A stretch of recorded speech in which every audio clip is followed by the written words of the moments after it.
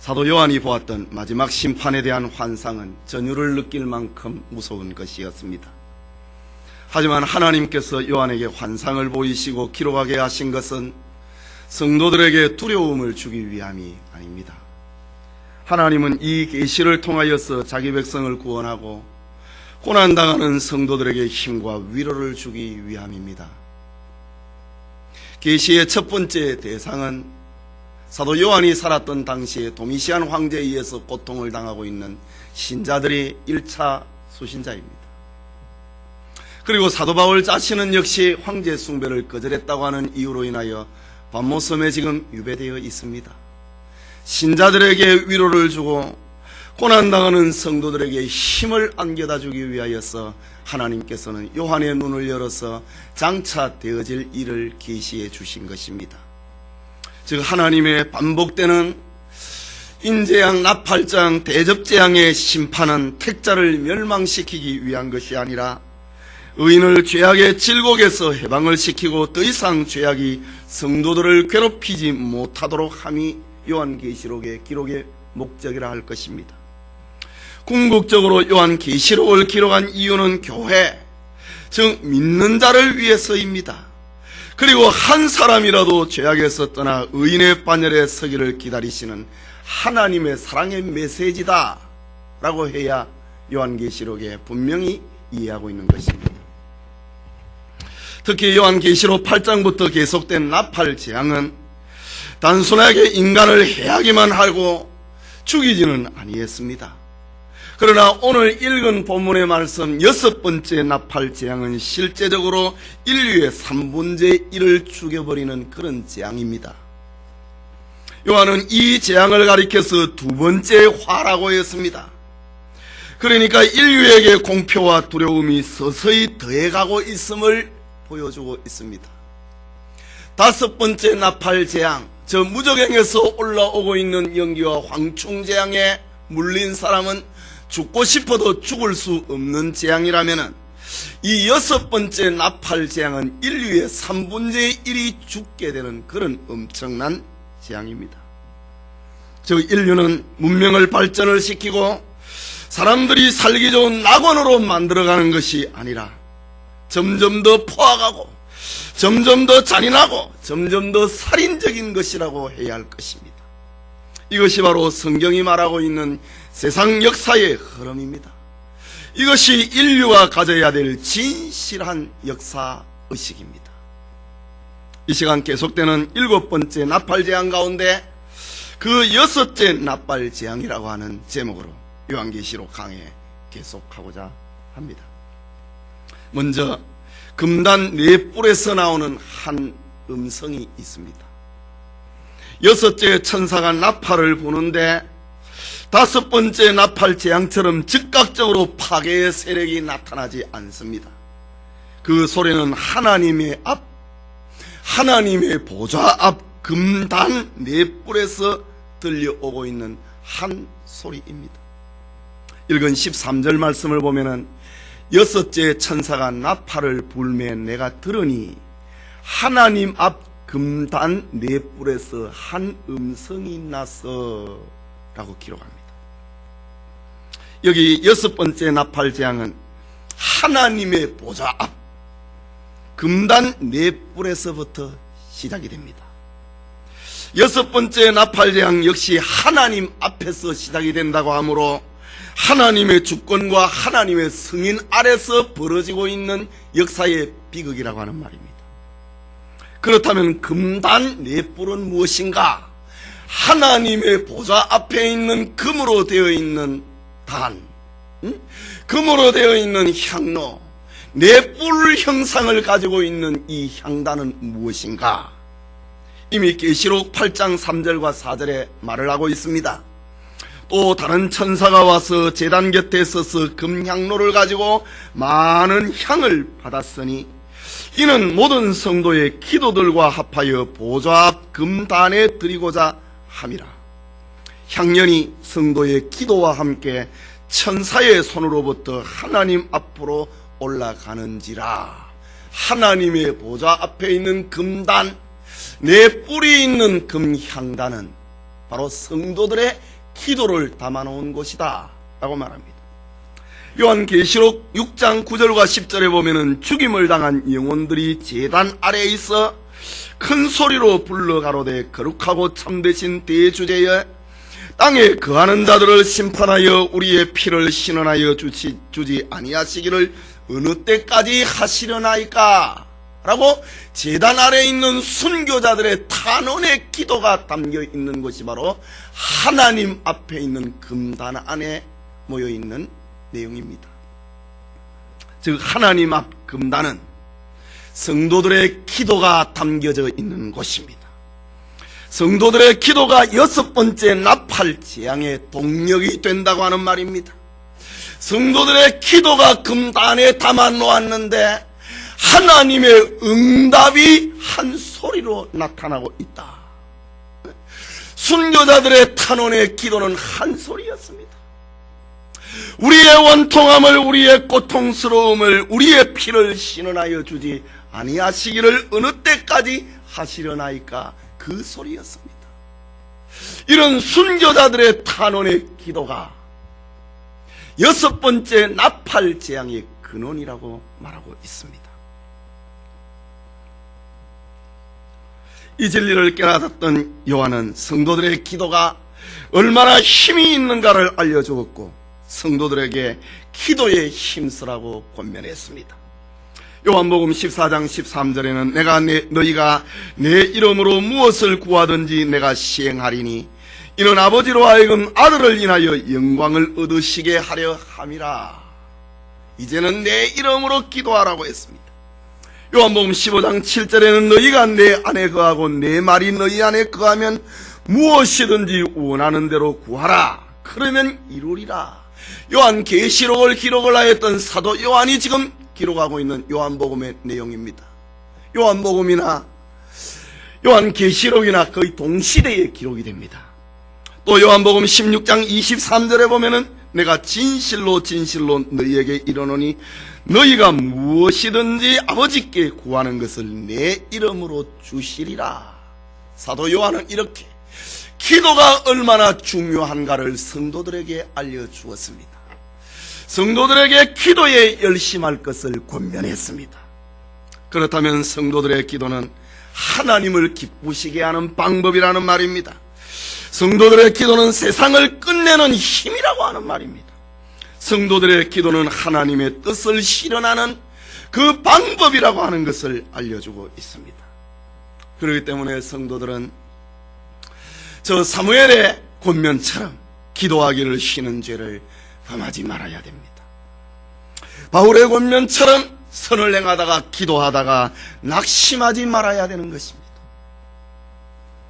쉬지 말고 기도하라고 권면했습니다. 이렇게 성도들의 기도가 바로 6번째 나팔 재앙을 일으키는 성도들의 기도 응답이 6번째 나팔 재앙으로 나타나고 있다라는 말입니다. 하나님 앞 금단에서 나온 기도의 응답이 한 음성으로 소리를 발합니다. 나팔 가진 6째 천사에게 그 기도의 응답으로 하나님이 말씀합니다. 14절에 나팔 가진 6째 천사에게 말하기를 큰 강 유브라데에 결박한 네 천사를 놓아주라. 6번째 나팔 재앙의 내용입니다. 큰 강 유브라데에 지금까지 결박을 당하였던 네 천사를 풀어놓아라. 그 하나님 앞 금단에서 나오는 소리의 내용이 그것이었습니다. 여기 큰 강 유브라데, 이것은 문자적으로 이스라엘과 이방 나라의 정신적인 국경선, 이념적인 국경선을 가리킵니다.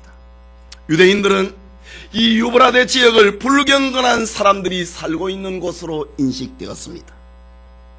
사도 요한은 하나님의 6번째 나팔 재앙이 임하는 장소가 어디인가? 큰 강 유브라데라 라고 말합니다. 말하자면은 불경건한 자들의 거주지에서 마지막 6번째 재앙이 지금 실행이 되고 있다고 하는 말입니다. 유대인과 이방인들의 경계점, 거기에 마지막 6번째 나팔 재앙이 쏟아집니다. 오늘날로 말하자면 교회와 세상의 경계선을 말합니다. 회색지대를 말합니다. 신자인지 불신자인지 분간이 안 되는 지역이 6번째 나팔 재앙이 쏟아지는 곳이라는 말입니다. 신자들의 동네도 아니고 완전 불신자들의 동네도 아니고 그 경계선 큰 강 유브라데, 신자와 불신자들이 섞여서 살아가고 있는 그 지대, 누가 신자인지 누가 불신자인지 구분이 안 되는 회색지대, 한 발은 교회에 담고 있고 한 발은 세상에 디디고 있는 그런 곳이 바로 6번째 나팔 재앙이 쏟아지고 있는 장소라고 합니다. 계속된 음성은 큰 강 유브라데에 결박한 네 천사를 풀어놓으라 라고 합니다. 성도들의 기도 응답으로 지금까지 결박이 되었던 네 천사가 풀려났습니다. 하나님, 지금까지 우리의 순교자들의 탄원, 우리의 신원을 풀어주지 아니하시기를 어느 때까지 하시려나이까? 그 기도가 지금 응답이 될 때에 유브라데 강, 큰 강 유브라데에 내 천사를 풀어놓아 다니게 하라. 하나님의 응답입니다. 성도들의 기도의 응답입니다. 그 기도의 응답이 무엇인가? 지금까지 결박해 놓았던 내 천사를 풀어놓으라 라는 것입니다. 하나님의 주권하에 의해서 지금까지 결박이 되어 있었는데 6번째 나팔 소리가 되자 결박이 되었던 천사가 풀려났습니다. 그렇다면 이 천사는 바로 악한 천사임에 틀림이 없습니다. 하나님의 주권에 의해서 지금까지 내 천사가 결박을 당하고 있었는데 마지막 6번째 나팔이 부러질 때에 지금까지 결박해 놓았던 그 천사를 풀어놓으라. 사탄의 마지막 허락을 하고 있는 하나님의 장면입니다. 여기 약한 네 천사가 일으키는 재앙은 바로 교회와 세상의 경계선에서 전쟁을 일으킵니다. 국경이 불분명한 큰 강 유브라데 주변에서 신자인지 불신자인지 분간하기 어려운 그 회색지대에서 큰 전쟁을 하나님에 의해서 결박해서 풀려난 악한 천사 넷이 전쟁을 일으킨다. 앞으로 되어질 일입니다. 그렇다면 이 전쟁은 정치전쟁이 될 수가 없습니다. 이 전쟁은 확실하게 종교전쟁입니다. 신자와 불신자들의 경계선, 이건 신앙전쟁입니다. 인류의 처음 전쟁이 하나님처럼 되고자 했던 종교전쟁이었다면 결박대가 되었다가 풀려난 악한 네 천사가 일으키는 마지막 전쟁 역시 종교전쟁입니다. 그 전쟁의 현장은 큰 강 유브라데, 교회와 세상의 경계선에서 벌어진다. 신자인지 불신자인지 구분하기 어려운 그곳에서 회색지대에서 마지막 전쟁이 벌어진다 라고 요한은 기록하고 있습니다. 하나님의 주권 속에서 풀려난 악한 네 천사가 일으키고 있는 전쟁의 방향이 무엇인가? 전쟁의 목적이 무엇인가? 본문 15절에 기록을 합니다. 같이 읽읍시다. 네 천사가 놓였으니 그들은 그 연월 일시에 이르러 사람 3분의 1을 죽이기로 예비한 자들이었더라. 여기 전쟁의 날인 연월 일시, 이것은 하나님이 정하여 놓은 시간입니다. 하나님께서 심판의 때를 작정을 하셨기 때문에 그 시간이 언제인지는 알 자가 없습니다. 세상 만사뿐만이 아니고 심판의 날도 하나님의 주권에 따라서 움직이고 있음을 하나님이 정하여 놓은 연월일시, 그날에 하나님께서 악한 천사를 풀어놓는다 라고 합니다. 풀려난 악한 네 천사는 사람의 3분의 1을 죽인다 이 말입니다. 어떤 사람은 말세에 유프라테스 강에 있는 저 중동 지방에서 최후 전쟁이 일어나서 세계 인구 3분의 1을 죽일 것이라고 해석하는 이도 있습니다.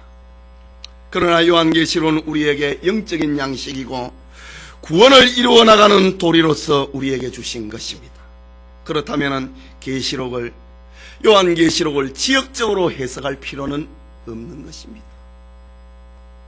우리는 마지막 전쟁이 추측을 하기로는 저 중동에서 벌어질 것이다 이렇게 추측을 하지만은 어디에서 벌어지는지 우리는 정확하게 알 길이 없습니다.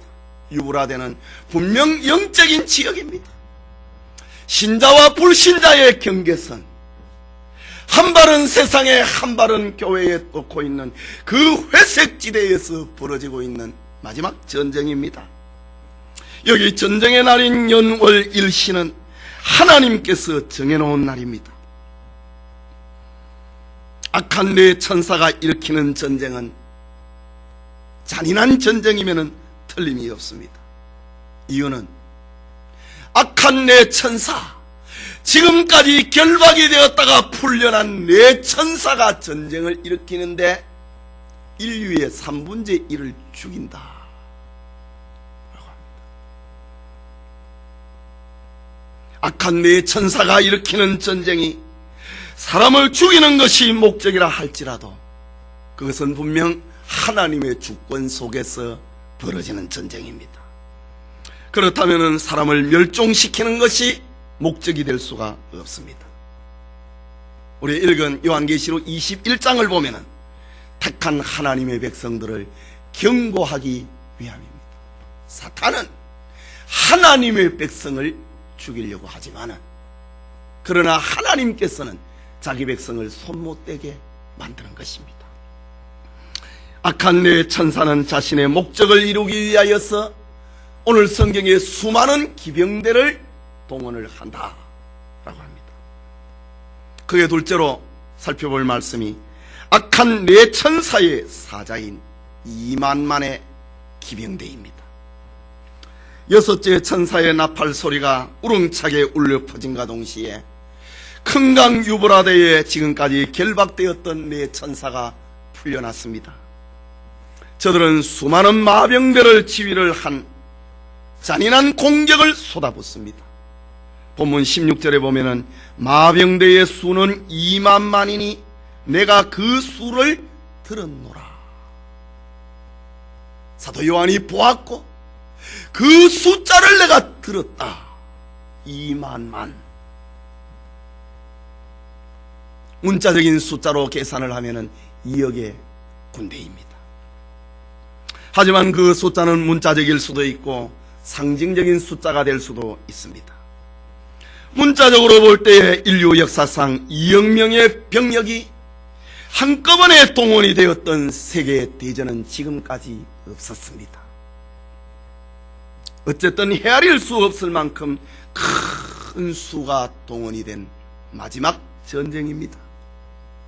엄청난 병력이 동원이 되어서 문자적으로 2억 명의 병력이 동원이 되어서 전쟁을 치른 결과는 지구상의 사람 3분의 1이 죽임을 당하는 끔찍한 재앙이 벌어지는 것을 요한은 보았습니다. 본문 17절과 18절에는 그 2만만의 마병대의 잔인한 포악성을 소개하고 있습니다. 17절 18절을 보겠습니다. 이같이 이상한 가운데 그 말들과 그 탄자들을 보니 불빛과 자줏빛과 유황빛 흉갑이 있고 또 말들의 머리에는 사자머리 같고 그 입에서는 불과 연기와 유황이 나오더라. 이 세 재앙 곧 저희 입에서 나오는 불과 연기와 유황을 인하여 사람 3분의 1이 죽임을 당하더라 라고 합니다. 지금 2만만의 마병대는 악한 네 천사에 의해서 지위를 받고 있습니다. 저들의 모습은 요한이 기록을 하고 있는데 그 말들과 그 탄 자들을 보았다라고 합니다. 말의 모양과 그 위에 타고 있는 사람의 모습을 보았다라고 합니다. 그 말은 전쟁의 기동력을 상징을 합니다.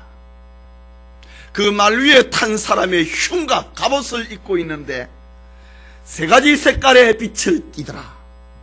첫째는 불빛입니다. 전쟁에서 볼 수 있는 살인의 신호를 말합니다. 자줏빛입니다. 심판이나 살인의 상징을 말합니다. 유황빛입니다. 전쟁의 파괴력을 상징을 합니다.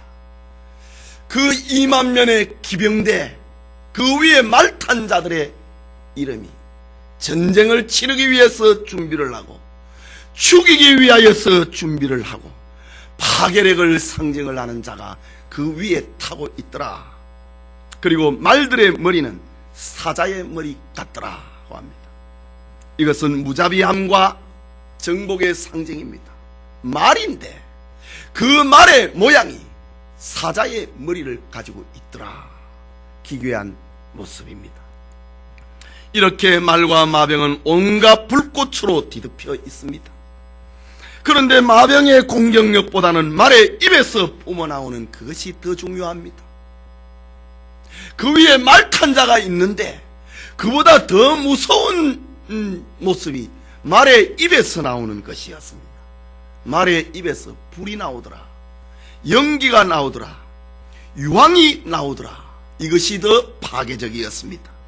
마치 소돔과 고모라에 대한 하나님의 심판을 연상시키고 있는 장면입니다.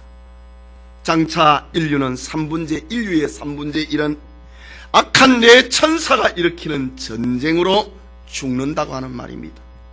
그것은 불의 재앙으로 죽습니다. 연기의 재앙으로 죽습니다. 유황의 재앙으로 죽는다고 이런 광경을 요한은 보았다라고 합니다. 현대를 살아가고 있는 우리는 소돔과 고모라성을 생각하지 아니하고도 이 장면을 이해하는데 그렇게 어렵지 않습니다. 이미 인류는 1, 2차 세계대전을 통하여서 엄청난 화력을 경험을 하였고 생체 실험까지 하는 그런 악한 경험을 인류는 가지고 있기 때문입니다. 만약에 3차 세계대전이 일어난다면 그야말로 불과 연기와 독한 가스로 인하여서 죽게 될 것입니다. 마지막 전쟁은 레이저 무기이거나 생화학 전쟁이거나 핵전쟁이 될 것이기 때문에 저 말의 입에서 불과 연기와 유황이 나오는 것 우리가 이해하기가 어렵지 않다는 말입니다. 요한은 악한 내 천사에 의해서 일어난 처참한 재앙은 인류 가운데 세 사람 가운데 하나가 죽는 그런 재앙을 보았습니다. 집집마다 통곡의 소리가 울려 나오는 그런 광경을 보았다. 라고 합니다. 지금의 인류가 70억이라면 저 마지막 전쟁에 의해서 죽는 자의 수가 20억이 넘는다고 하는 그런 말입니다. 계속해서 보면 19절을 보면은 그 말들의 힘은 그 입과 꼬리에 있으니 그 꼬리는 뱀 같고 또 꼬리에 머리가 있어 이것으로 해하더라. 말의 모습입니다. 무서운 말들의 앞뒤에 모두가 다 무기를 가지고 있습니다. 그 말들의 입에는 불과 연기와 유황이 나와서 사람을 죽이고 그 말의 꼬리에는 기괴한 모양을 가지고 있습니다. 꼬리가 뱀과 같은데 그 꼬리의 끝에는 머리가 달려있더라. 이것으로 해하더라. 악한 천사가 자기의 실체를 드러내고 있는 장면입니다. 뱀의 모양을 하고 있더라. 꼬리 끝에는 머리가 달려 있더라. 그것으로 사람을 죽이더라. 라고 합니다.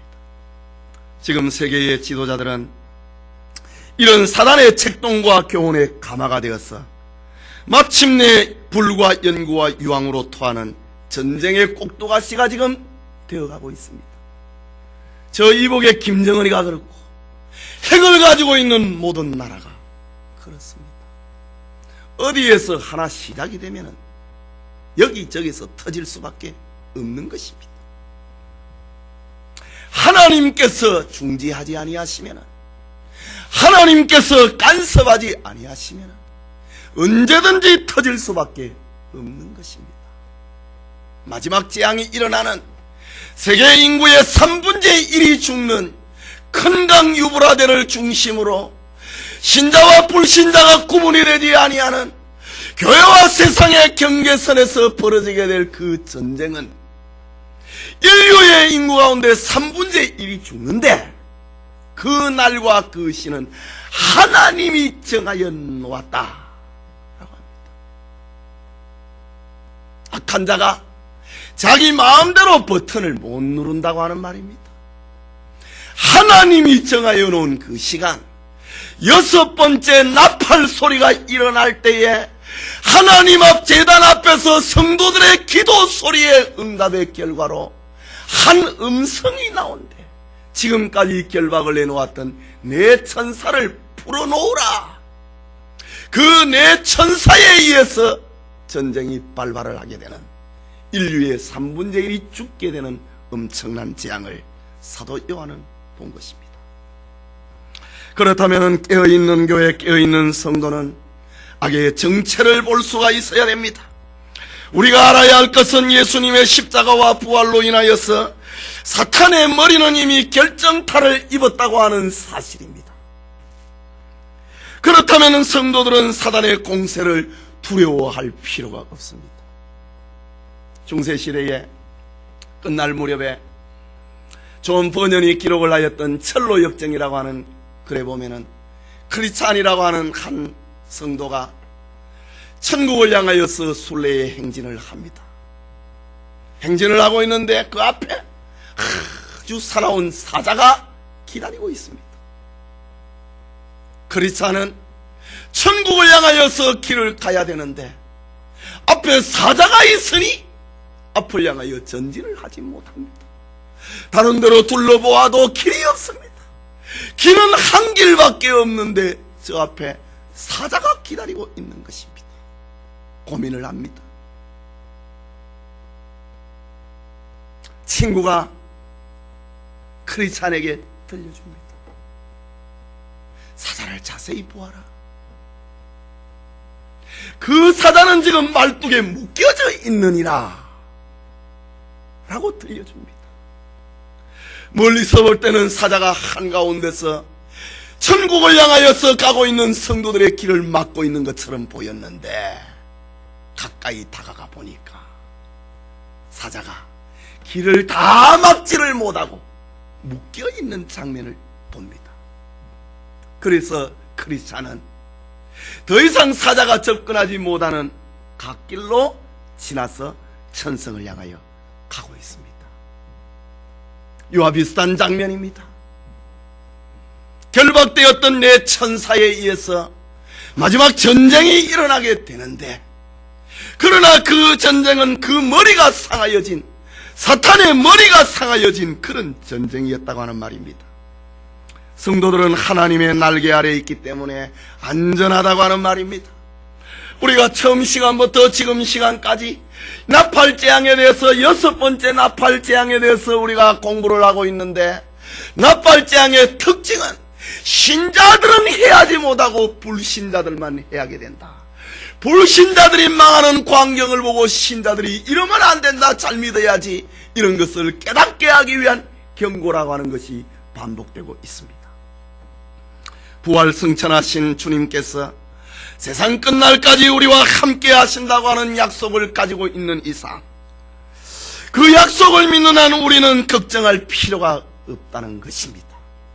다시 한번 말을 하고 있는데, 요한계시록의 마지막에 전쟁으로 인하여서 인류의 3분의 1이 죽는다 할지라도 그것은 성도를 해하기 위함이 아니라, 성도를 두렵게 하기 위함이 아니라 신자들로 하여금 바로 믿도록 하기 위함이다.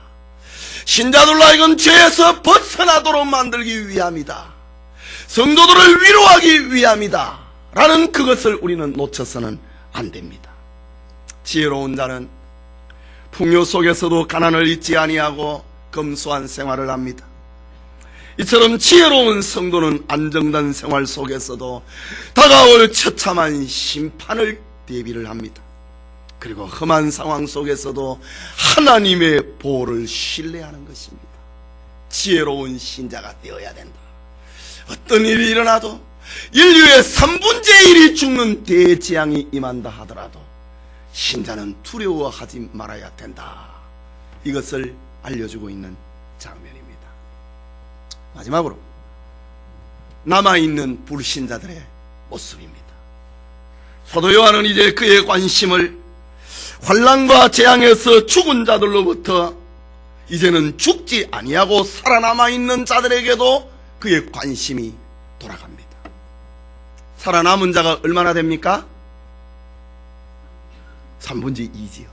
3분의 1이 죽었다 이거지요. 아직 3분의 2가 살아있습니다.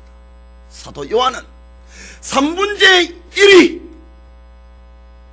말탄 자에 의해서 그 입에서 불이 나고 연기가 나고 유황이 나오는 그 꼬리에서 사람을 해하는 재앙으로 인하여서 인류의 3분의 1이 죽는 2만 명이 일으키는 2억이 일으키는 큰 전쟁에 의해서 인류의 3분의 1이 죽는 광경을 보았습니다. 요한은 이제 그의 관심을 그의 얼굴을 돌이켜서 아직까지 죽지 아니했던 3분의 2의 사람들에 대해서 관심을 기울입니다. 이미 죽어버렸으니까 말이지. 남은 자들은 지금까지 일어났던 재앙의 경고 때문에 앞으로 회개를 하고 신실한 하나님의 백성이 될 가능성이 있는 것처럼 보였습니다. 자기 앞에서 수많은 사람들이 죽어갔으니까 이 사람은 회개하겠지, 이 사람은 자기 죄에서 돌이켜서 하나님에게로 돌아오겠지 하고 그 3분의 1을 요한이 보았다라고 합니다. 그러나 이들은 끝까지 회개하지 않더라고 합니다. 사도 요한은 회개하지 않는 자들의 어리석음에 대해서 알려주고 있습니다. 본문을 통해서 인류의 죄악은 크게 두 종류로 나타나고 있는데, 하나는 하나님께 지은 죄악이고 둘째는 이웃을 향한 죄악입니다. 20절을 같이 봅시다.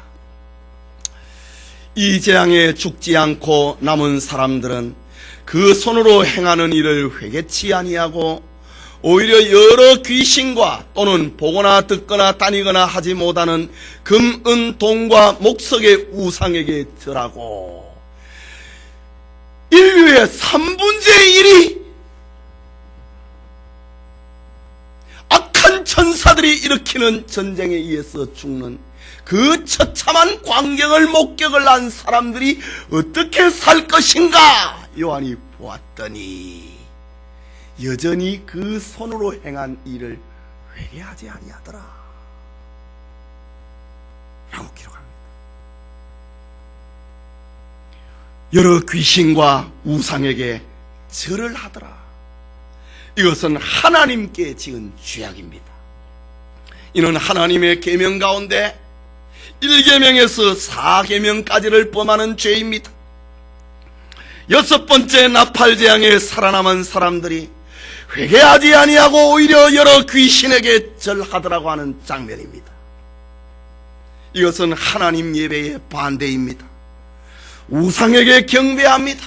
보거나 듣거나 다니지 못하는 금은 동 목석에게 우상에게 절을 하는 장면을 보았다. 귀신 숭배와 우상 숭배는 좀 더 안이하게 좀 더 부유하게 살고자 하는 인간의 어리석은 발상에서 시작된 것입니다. 그러나 하나님께서는 그렇게도 우상 숭배를 금지하셨음에도 사람들은 우상을 섬기는 패역한 풍습을 버리지 아니하더라. 참 기막힌 일 아닙니까?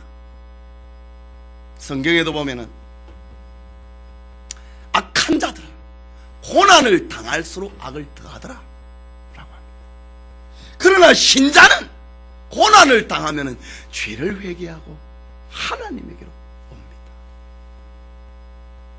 탕자의 비유 가운데 둘째 아들이 그랬지요. 자기에게 돌아올 재산을 다 가지고, 유산을 가지고 먼 나라에 가서 허랑방탕했습니다. 그리고 흉년이 들었습니다. 돈을 다 써버렸습니다. 돼지가 먹는 지엽 열매로도 배를 채우고 다 해도 주는 자가 없는 그런 처량한 신세가 되고 말았습니다. 그때에 그는 내 아버지의 집에는 양식이 풍족한 품꾼이 얼마나 많은가. 내가 여기서 줄여 죽는구나. 이제 내가 일어나서 아버지에게 가서 나를 품꾼의 하나로 써달라고 말해야 되겠다. 그리고 돌아옵니다. 그러나 구약의 므낫세 같은 경우는 저가 곤고할수록 악을 더 행하더라. 오늘 성경에 나타나는 모습입니다. 인류의 3분의 1이 죽는 광경을 보고도 믿음이 더 생기는데 하나님을 향한 믿음이 아니고 우상을 내가 더 섬겨야 되겠다, 이런 믿음으로 돌아가 버리더라, 이 말입니다.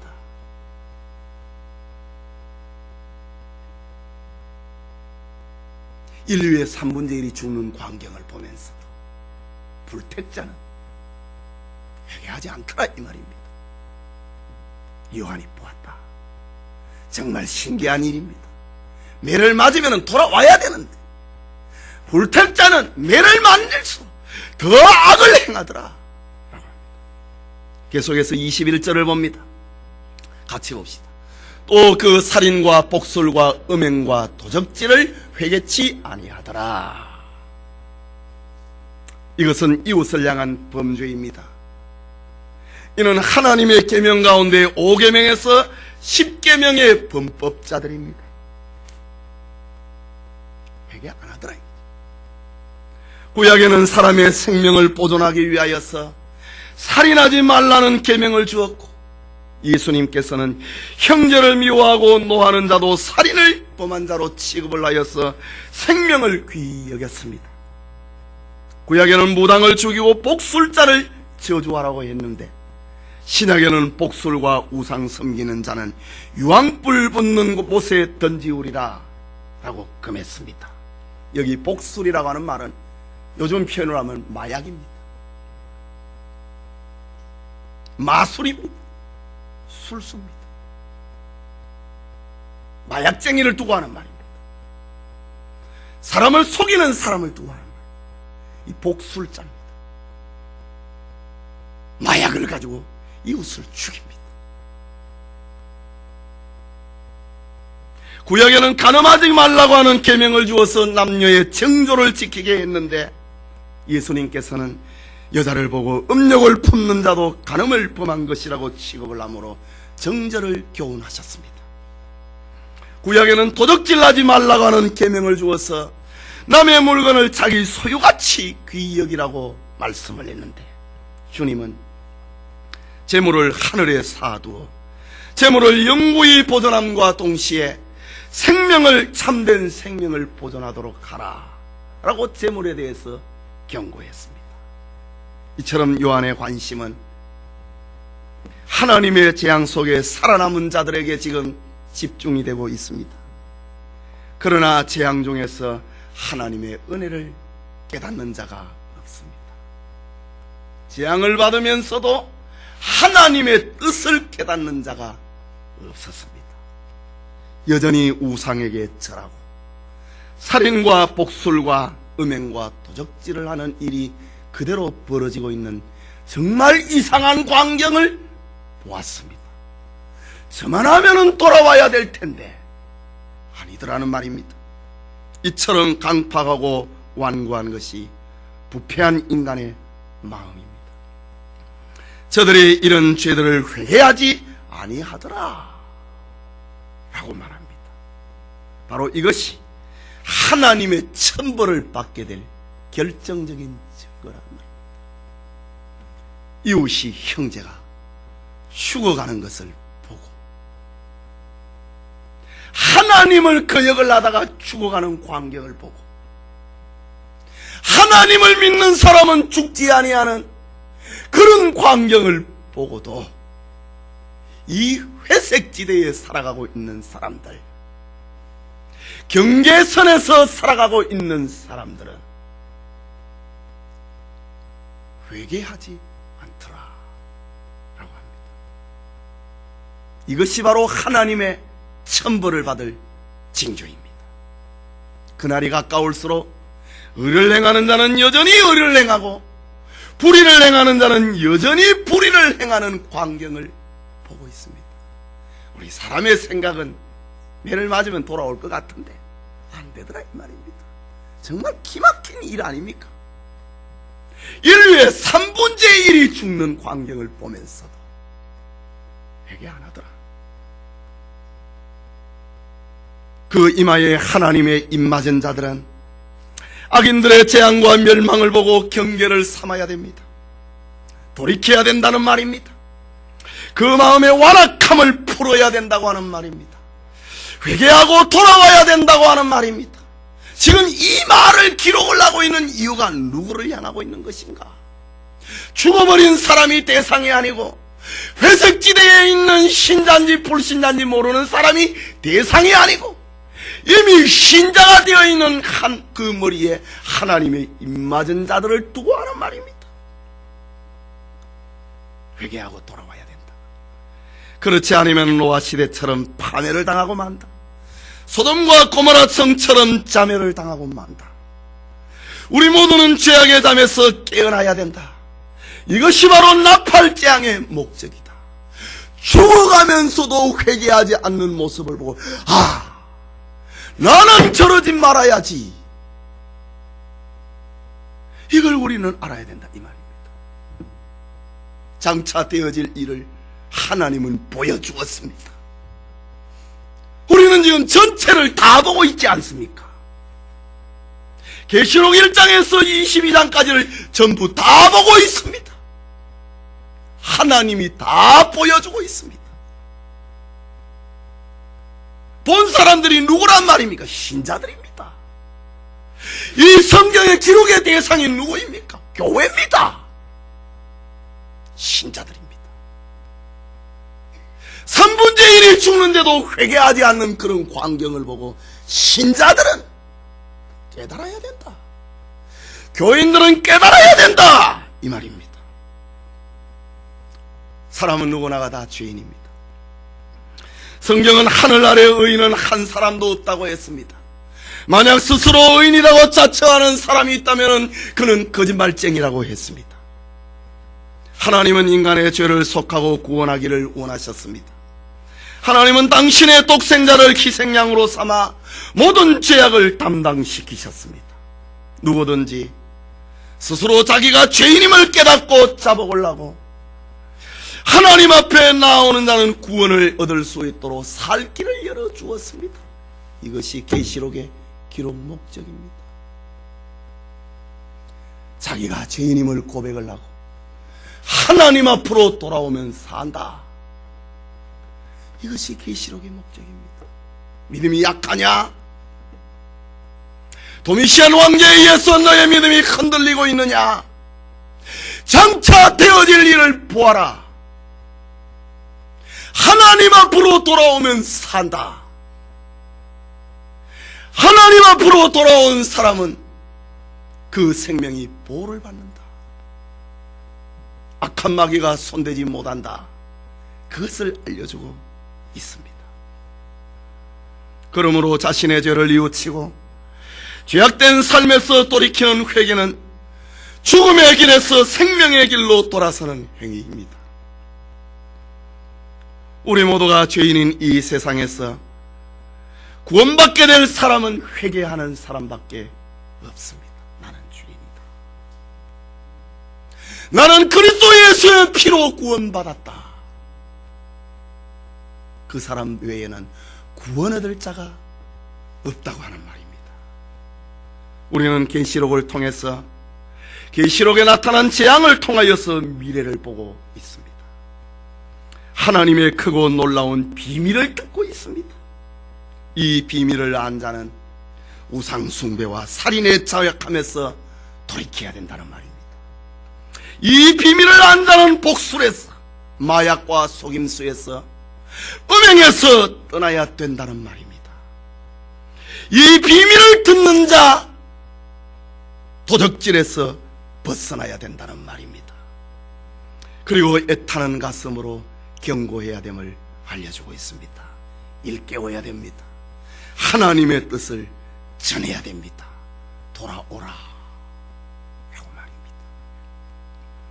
예배드리는 성도 여러분, 고대의 철학자 디오게네스는 그가 살던 시대가 너무 악해서 대낮에도 등불을 들고 다녔다고 합니다. 그러나 오늘의 세대는 더 악하여서 공중에 큰 불을 켜놓고 다녀도 만족함이 없는 그런 세대를 살고 있습니다. 의인이 없는 시대에 홍수가 내려서 세상을 심판했고, 의인 10명이 없는 소돔과 고모라에 유황불로서 하나님이 심판하셨고, 의인이 없는 마지막 시대에 인자가 올 때에 세상에서 믿음을 보겠느냐라고 하는 예수님의 탄식을 기억한다면 오늘의 성도들은 울부짖어야 됩니다. 근신하며 깨어야 됩니다. 회개해야 됩니다. 주님의 심장을 가져야 됩니다. 성도님, 역사의 열쇠는 언제든지 하나님의 장중에 굳게 잡혀 있습니다. 모든 역사의 사건은 하나님의 결재를 통해서만 일어납니다. 하나님은 큰 강 유브라데에 천사를 결박하기도 하고 풀어놓기도 하시는 하나님이십니다. 모든 역사의 사건은 항상 하나님의 결재가 있어야 이루어집니다. 큰 강 유브라데의 재앙은 분명히 하나님 앞 금단 넷불에서 들려오는 음성, 기도를 듣고 계시는 하나님의 응답에서 시작이 되었습니다. 하나님의 결재로부터 시작된 재앙이라는 말입니다. 세상의 흥망성쇠가 하나님의 허락된 것이 없이는 온 것도 없고 간 것도 없다고 하는 그런 말입니다. 세상에 일어나는 온갖 역사의 물결은 성도들의 기도의 응답이라고 하는 것을 우리에게 보여주고 있습니다. 하나님은 저 애굽에 살던 이스라엘 백성들의 부르짖음의 응답으로 출애굽 운동을 일으켰습니다. 하나님은 선민 이스라엘의 눈물의 기도의 응답으로 바벨론 제국을 무너뜨렸습니다. 하나님은 보좌 금단에서 올라간 성도들의 기도가 지금 마지막 하나님의 역사 무대를 장식하는 것을 보여주고 있습니다. 악인들은 자신들의 죄로 벌을 받게 되는 것은 성도들의 기도의 성취다. 어느 때까지 우리의 피를 신원하여 주지 아니하겠느냐. 기도의 성취가 악인의 심판임을 보여주고 있습니다. 세상의 역사는 우연의 산물이 아니라 하나님으로부터 시작된 것임을 알려주고 있습니다. 하나님께서 마지막 큰 전쟁에 그 연과 월과 날과 시를 정하여 줍니다. 그리고 사람 3분의 1을 2만만의 병력을 동원을 하여 심판을 하게 하십니다. 우연이라고 하는 것은, 우연을 믿는다고 하는 것은 미신을 믿는 것보다 더 어려운 것입니다. 하나님이 하신다. 저 북한의 김정은이가 핵을 가지고 장난을 하고 있는데 하나님이 허락하지 않으면 안 된다, 그 말입니다. 불택자는 끝까지 회개하지 아니하는 특색을 가지고 있음을 보여주고 있습니다. 저들은 큰강 유브라데의 전쟁에서 그 전쟁의 비극의 결과를 친히 목도했던 자들입니다. 인류의 3분의 1이 죽는 광경을 목격을 하고 저들은 믿음은 더 강해졌습니다. 그러나 그것은 사탄을 숭배하는 신앙으로 더 강해져 버리고 있는 그런 참으로 기괴한 장면을 보았습니다. 그리고 여전히 육체주의로 흘러가고 있는 방종의 장면을 보았습니다. 인류의 마지막 자멸 행위를 말하고 있습니다. 참된 교회는 바른 역사의식을 가져야 된다는 말입니다. 그것은 각성입니다. 회개입니다. 사명수행의 수반이 되는 충성이고 감사인 것입니다. 우리는 이런 6번째 나팔재앙의 결과는, 아니 성경에 기록된 모든 결과는 택자 구원을 위한 하나님의 섭리임을 다시 한번 보고 있고 느끼고 있고 읽고 있는 것입니다. 애굽의 종말이 바로 선민 이스라엘의 구원이었습니다. 바벨론 제국의 멸망이 바로 선민 이스라엘의 해방이었습니다. 홍수 심판은 바로 노아와 그 가족을 구원하기 위함이었습니다. 요한은 불과 연기와 유황이 온 세상을 덮치는 재앙 속에서도 하나님이 인류의 3분의 1을 남겨두고 계시는 장면을 보았습니다. 하나님은 마지막 순간까지 한 사람이라도 더 구원하기 위해서 회개할 기회를 주고 계시는 장면을 본 것입니다. 하나님은 언제라도 죄를 뉘우치고 돌아오기만 하면은 용서하시고 구원하시는 것이 하나님의 성품입니다. 바로 그 이마에 하나님의 입맞은 자들을 깨우치기 위함입니다. 누가 하나님의 인을 맞았는지 도장을 받았는지 우리는 알 길이 없습니다. 그러나 그 사람을 깨우기 위하여서 하나님께서는 지금 6번째 나팔재앙을 일으키신다 라는 말입니다. 깨닫는 은혜가 우리 모두와 함께 하기를 소원합니다.